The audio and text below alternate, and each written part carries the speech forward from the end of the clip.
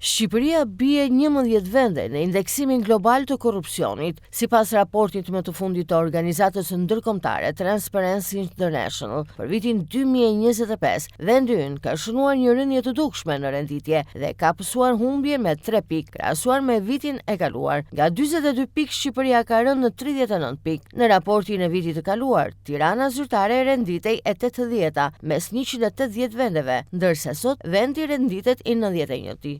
Përqendrimi i pushtetit, ndikimi i tepruar në gjyqësor dhe presioni mbi shoqërinë civile nxisin prapambetjen demokratike, duke dobësuar kontrollet dhe balancat e duke zvogëluar mbikëqyrjen publike. Në të gjithë Ballkanin Perëndimor, transparenca e vendimeve për projektet e investimeve me vlerë të lartë është një dobësi e zakonshme.